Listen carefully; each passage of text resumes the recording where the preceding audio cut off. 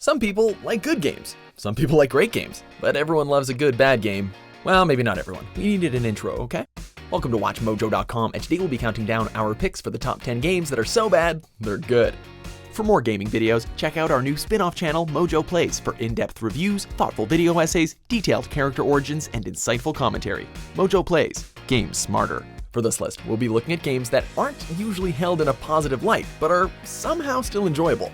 This could be because they're full of entertaining glitches, or because the poor quality adds a certain comedic value to the experience. Mr. Morgan, what about the coffee? Don't you want a refill? Your coffee! Number 10, Hard Time.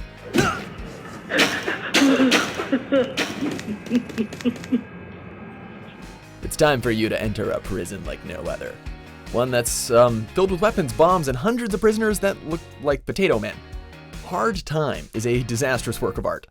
You cover the crimes, but you stay for the broomstick beatdowns. In a game that is filled with randomness, it's truly like no other. Apart from all the other games by Matt Dickey. I mean, because, they're all pretty similar, but sometimes the insanity takes place in a wrestling ring and other times it's in the Bible, so variety.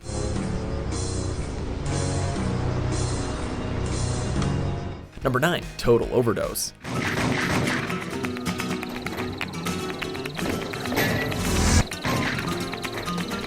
This game has not aged well. In a year that saw major technological advancements for the gaming industry, it's clear to see why this game has been kind of forgotten.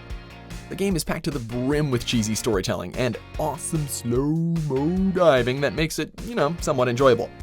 It also lets you roam freely. However, there isn't much to do beside the missions. It's a poor experience if you want in-depth and interesting storytelling, but if you just want to dive around and shoot some shit, then you might enjoy this diamond in the rough.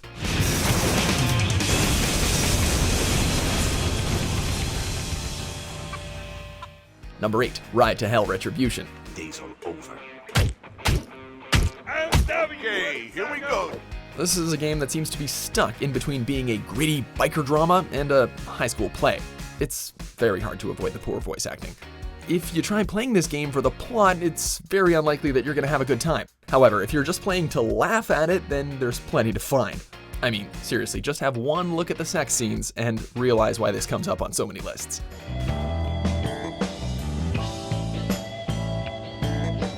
Number 7, Harvester. No, you don't understand. I can't remember where I am or even who I am. Land's sake, stop your joshing, won't you? It's a point-and-click adventure that couldn't be more 90s if it tried. Belonging to a genre in its golden age with titles like Monkey Island and Grim Fandango, it's clear to see why this game has been kind of forgotten by many.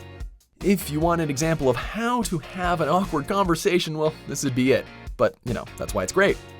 It's enjoyable because it fails to be dramatic and scary and just ends up being really, really memorable for how really, really gross it is. All right. Number 6, Shaq Fu.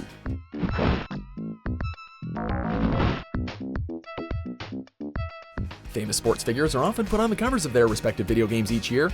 However, they aren't Shaquille O'Neal. He's had rap albums, movies, but most importantly, a video game that features him beating up evil sorcerers. What could possibly be better than that?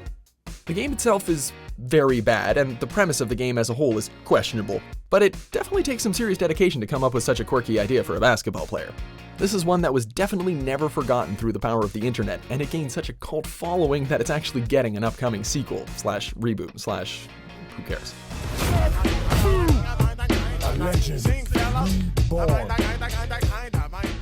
Number 5, Vroom in the Night Sky.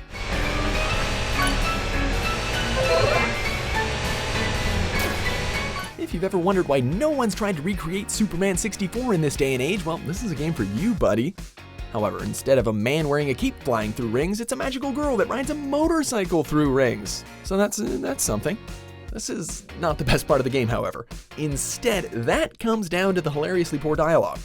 It almost seems like the developers just translated the Japanese text through Google without checking and then releasing it to the world. With masterful lines like, "Is here a camel there?" and "The magical gate is opened," provide a decent amount of laughs.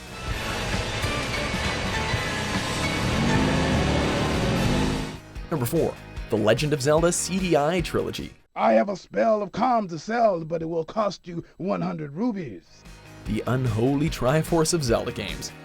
Released through a deal made between Nintendo and Philips, these titles were all hilariously terrible point-and-click messes.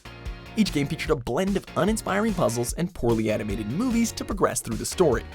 Many of these movies were catalysts for the massive popularity of YouTube poop videos in the mid-2000s. The dialogue in these videos are what makes them so funny though. With lines like, "I wonder what's for dinner," and "You must die," it becomes pretty easy for the player to get distracted from the already poor gameplay. I guess that's worth a kiss, huh? Ha! I won! Number 3, Plumbers Don't Wear Ties.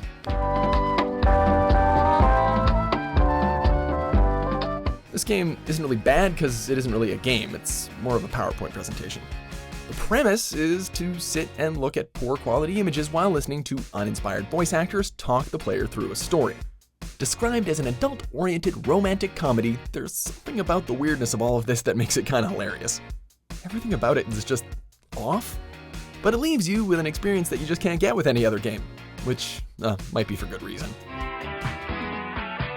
Are you sure you want to meet my mother? Number 2, Zoo Race.